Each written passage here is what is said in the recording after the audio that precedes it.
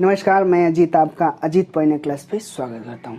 प्यारे बच्चों, उत्तर प्रदेश बीएड संयुक्त परीक्षा 2022 की जो तैयारी है एकदम धमाकेदार से चल रही है और हर एक स्टूडेंट, हर एक बच्चा इस परीक्षा की एकदम जी जान से तैयारी कर रहा है और वो सरकारी कॉलेज को लेने के लिए तत्पर है। प्यारे बच्चों, बताते चलें कि सरकारी कॉलेज के लिए आपको नंबर 300 प्लस के ऊपर चाहिए, तभी आप सरकारी कॉलेज में दाखिला ले सकते हैं। ये बहुत ही चैलेंजिंग विषय है।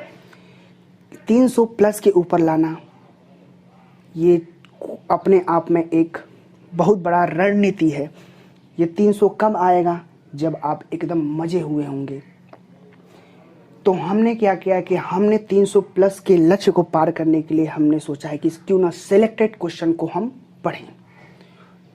यही एक रास्ता है, सिलेक्टेड क्वेश्चन को पढ़ें ताकि हम 300 प्लस के लक्ष्य को पार सकें। तो हमने क्या किया कि हमने कम से कम 12 साल के पेपर को हमने एनालिसिस किया और उसमें जो क्वेश्चन हमें इम्पॉर्टेंट लगे उस क्वेश्चन को हमने आपके सामने रखा है।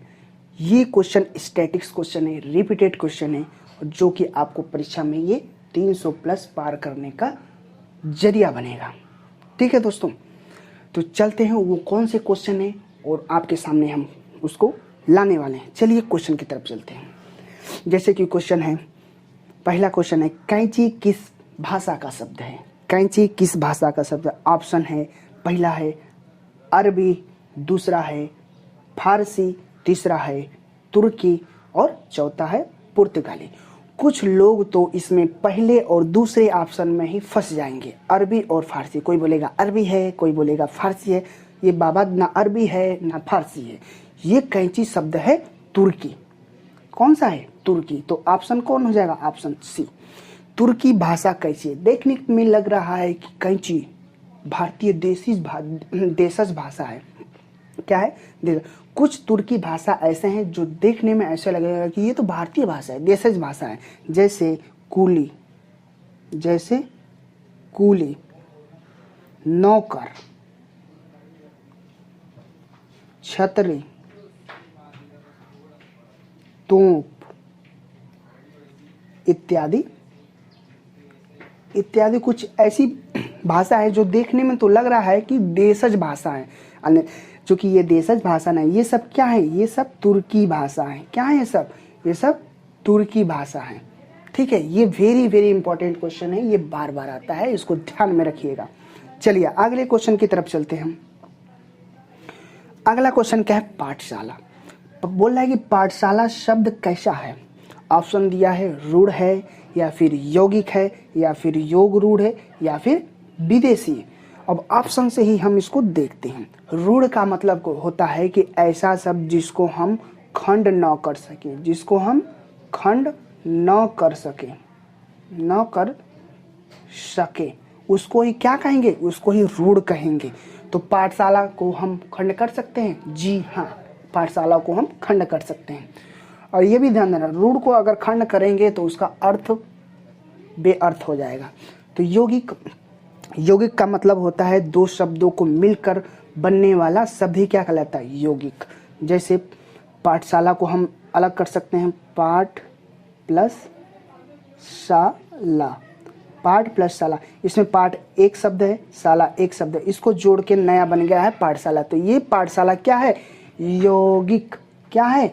यौगिक शब्द है। योग रूढ़ का मतलब रूढ़ शब्दों को मिलाकर बनाने वाला नया शब्द, उसको क्या कहते हैं? योग रूढ़।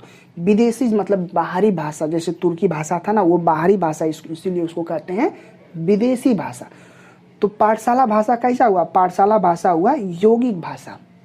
ठीक है प्यारे बच्चों, अगला क्वेश्चन क्या है? अगला क्वेश्चन है, निम्नलिखित में से निश्चयवाचक सर्वनाम कौन है? निश्चयवाचक सर्वनाम कौन है? ऑप्शन है कहाँ, दूसरा है कोई, तीसरा है यह और चौथा है आप। ठीक है। निश्चय मतलब आप किसी वस्तु को देखकर निश्चय कर सकें कि यह वस्तु मेरी है, वो वस्तु आपके नज़दीक होनी चाहिए या फिर वह वस्तु आपसे दूर होनी चाहिए, तभी उस वस्तु को आप निश्चय कर सकते हैं कि यह वस्तु मेरी है। तो उसको हम बोले जाएंगे निश्चयवाचक सर्वनाम। ठीक है। तो यह नगीच वस्तुओं को या फिर वो वस्तु नज़दीक हो और वो वस्तु दूर हो, तो नज़दीक के लिए यह लगता है, तो यह ही क्या है, निश्चयवाचक सर्वनाम। समझ में आया आपको? यह क्या है, निश्चयवाचक सर्वनाम। ठीक है, चलिए अगले क्वेश्चन की तरफ चलते हैं। अगला क्वेश्चन है, हिंदी के प्रमुख ललित निबंधकार कौन है? हिंदी के प्रमुख ललित निबंधकार कौन है? ऑप्शन है, ये बाबू वेरी वेरी इंपॉर्टेंट क्वेश्चन है, वेरी वेरी इंपॉर्टेंट क्वेश्चन है। हिंदी के प्रमुख ललित निबंधकार कौन है? पहला है रामधारी सिंह दिनकर, दूसरा है हरिशंकर परसाई, तीसरा है रामचंद्र शुक्ल और चौथा है हजारी प्रसाद द्विवेदी। तो ये हजारी प्रसाद द्विवेदी जो आपको दिख रहे हैं ना, यही हैं प्रमुख ललित निबंधकार हैं। यही हजारी प्रसाद द्विवेदी जी हैं जो खड़ी बोली को प्रसिद्ध किया इन्होंने। इससे पहले जो ब्रज भाषा थी, जन संपर्क में थी, उसको हजारी प्रसाद जी आए तो खड़ी भाषा को उन्होंने लॉन्च किया और लॉन्च करते ही खड़ी भाषा छा गई। और ये बहुत ही प्रमुख ललित निबंधकार के नाम से जाने जाते हैं, हजारी प्रसाद द्विवेदी जी। इसको याद करिएगा, भूलिएगा मत। चलिए अगला क्वेश्चन क्या है? अगला क्वेश्चन, मन में उत्पन्न होने वाले अस्थिर मनोवैज्ञानिक को क्या कहते हैं? मन में उत्पन्न होने वाले अस्थिर मनोविकारों को क्या कहते हैं? पहला है संचारी भाव। ऑप्शन है संचारी भाव, विभाव, आलंबन, अनुभव। तो मन में जितने भी उत्पन्न अस्थिर मनोविकार जितने भी होंगे उसको कहेंगे संचारी भाव, संचारी भाव। ठीक है। और संचारी भाव कितने होते हैं? संचारी भाव की संख्या कितनी होती है? 33। ये याद करके देखिएगा, संचारी भाव की संख्या कितनी होती है? 33। ठीक है। चलिए अगले क्वेश्चन की तरफ चलते हैं। अगला क्वेश्चन है वाक्यांशों अथवा वाक्यों को जोड़ने का कार्य कौन करता है? वाक्यांशों अथवा वाक्यों का जोड़ने का कार्य कौन करता है? ये ऑप्शन से देखकर ही आप बता सकते हैं। समुच्चय बोधक अवयव। समुच्चय मतलब जोड़ना होता है, इसको यूनियन भी कहते हैं। तो ऑप्शन से ही आप उठा लो सी, ऑप्शन से ही उठा लो आप, समुच्चय बोधक अवयव। वाक्यांशों और वाक्यों को जोड़ने का कार्य कौन करता है? समुच्चय बोधक अवयव। ठीक है। चलिए अगले क्वेश्चन की तरफ चलते हैं। अगला क्वेश्चन है, सौंदर्य और प्रेम के कवि कौन कहे जाते हैं? सौंदर्य और प्रेम के कवि ऐसा कवि बताइए जिसको सौंदर्य और प्रेम का कवि माना जाता हो। कौन?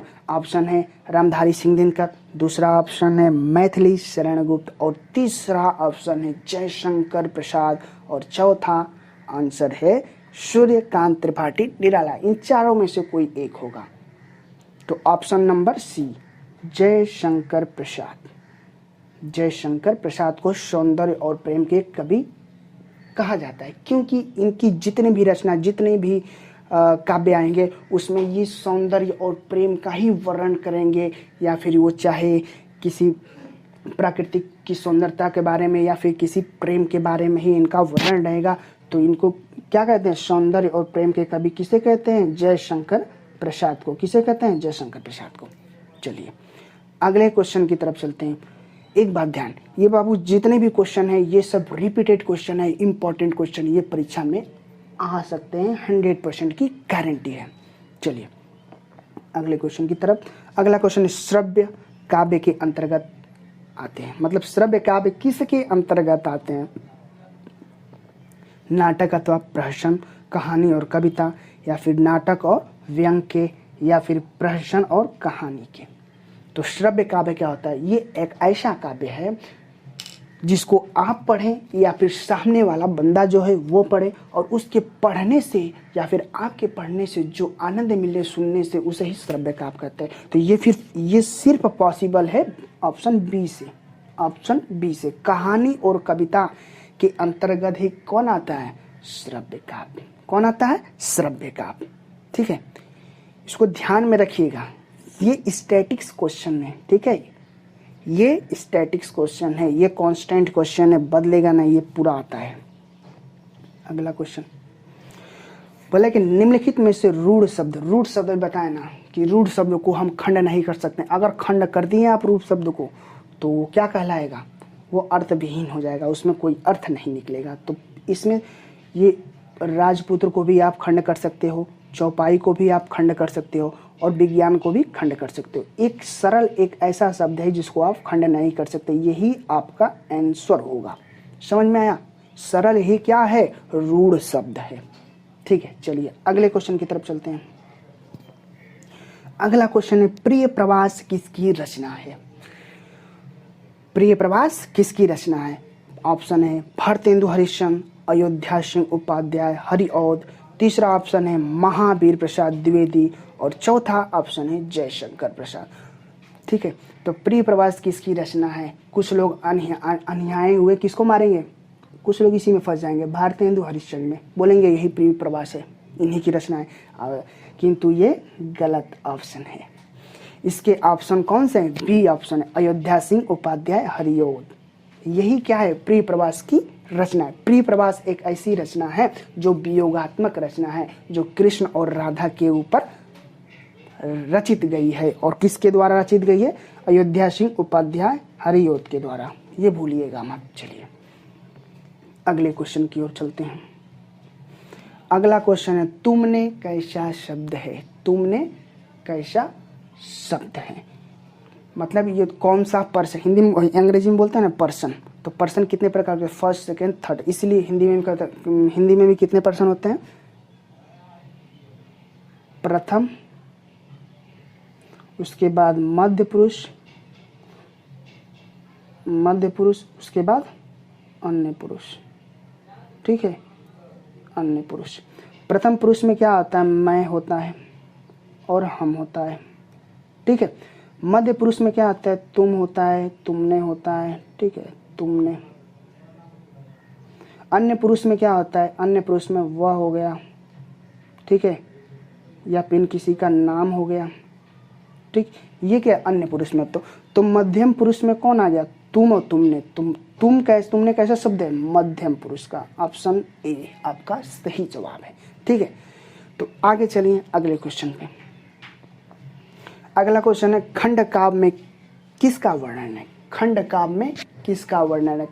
खंड काव्य में मनुष्य के पूरे जीवन में किसी एक घटना का वर्णन होता है। उसी घटना को क्या किया जाता है? दिखाया जाता है, बताया जाता है। तो ऑप्शन ए से इसका सही जवाब आता है। मानव जीवन के एक भाग का, किसी एक भाग का मतलब उसके जीवन में जो भी घटना घटी होगी, उस एक घटना को हम क्या करते हैं? चित्रण करते हैं, उसी को खंड काव्य में जोड़ा जाता है। ये ऑप्शन ए होगा, मानव जीवन के एक भाग का चित्रण। तो खंड काव्य में किसका वर्णन होता है? तो ऑप्शन ए है आपका सही जवाब, मानव जीवन के एक भाग का चित्रण। ठीक है, अगले क्वेश्चन की तरफ चलते हैं। अगला क्वेश्चन है, काव्य की शोभा का धर्म किसे माना जाता है? धर्म जिसका मेन कर्तव्य हो वही धर्म कहलाता है। काव्य की शोभा का कारक मतलब कारण कौन होता है? रस, छंद, अलंकार। कुछ लोग रस और छंद में लटिया जाएंगे, बोलेंगे यही है, रस और छंद में एकदम फंस जाएंगे। बाबू रस और छंद नहीं है, रस तो उसमें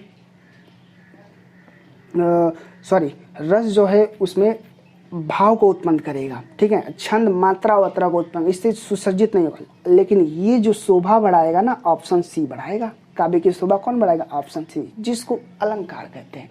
अलंकार ही एक ऐसा है जो काव्य की शोभा बढ़ाता है, जो अक्षरों को सुसज्जित ढंग से क्या करता है? सरिया के लिखता है, जिससे काव्य की शोभा बढ़ जाती है। आप पढ़ेंगे ना तो ऐसा लगेगा कि एकदम सरिया के रखा गया है। तो काव्य की शोभा कारक धर्म किसे माना जाता है? अलंकार को, ये भूलिएगा मत, ठीक है। ये सब इम्पोर्टेंट है, जरूर न जरूर पेपर में फंसेगा आपके, ये 100% मेरा वादा है, ठीक है, जरूर आएगा। ये 12 साल के क्वेश्चन पेपर का एनालिसिस है बाबू, ठीक ना। चलिए अगला क्वेश्चन, भाव और मनोविकार किसकी रचना है? भाव और मनोविकार किसकी रचना है? VVI very very important question है ये। भाव और मनोविकार किसकी रचना है? ऑप्शन अज्ञेय, रामचंद्र शुक्ल और नगेंद्र, या फिर महादेवी वर्मा, ठीक है। ये है रामचंद्र शुक्ल द्वारा रची गई रचना है, भाव और मनोविकार, भूलिएगा मत। चलिए अगला क्वेश्चन क्या है? प्रबंध काव्य के कुल कितने भेद बताए गए हैं? तो सबसे पहले प्रबंध काव्य क्या होता है उसके बारे में सुन होता है। प्रबंध काव्य में जो घटना का वर्णन होता है वो घटना क्रम वाइज चलती रहती है, उस घटना में सीक्वेंस नहीं टूटता, लड़ी नहीं टूटती है, ठीक है। और प्रबंध काव्य को 2 भागों में तोड़ा गया है। कितने भागों में? 2 भागों में तोड़ा गया है। एक महाकाव्य कहा जाता है, महाकाव्य, और दूसरा खंड काव्य। तो प्रबंध काव्य के कुल कितने भेद हो गए? 2, महाकाव्य और खंड काव्य। तो ऑप्शन क्या हो गया? ऑप्शन ए हो गया। समझ में आया? तो प्रबंध काव्य किसे कहते हैं? प्रबंध काव्य में जो घटना बताई गई होती है वो घटना सीक्वेंस, वो क्रम वाइज चलता रहता है, उनके बीच में संपर्क नहीं टूटता है। समझ में आया आपको? तो प्यारे बच्चों, आज के लिए बस इतना ही क्वेश्चन। मिलते हैं अगले नेक्स्ट वीडियो में इसी तरह इम्पोर्टेंट क्वेश्चन के साथ, जिससे आप 300 प्लस के लक्ष्य को प्राप्त कर सकते हैं। अगर ये वीडियो आपको अच्छी लगे, हेल्पफुल लगे, तो इस वीडियो को दबाकर लाइक, शेयर, सब्सक्राइब करिएगा और अपने दोस्तों को फॉरवर्ड करिएगा। चलते हैं, नमस्ते जी।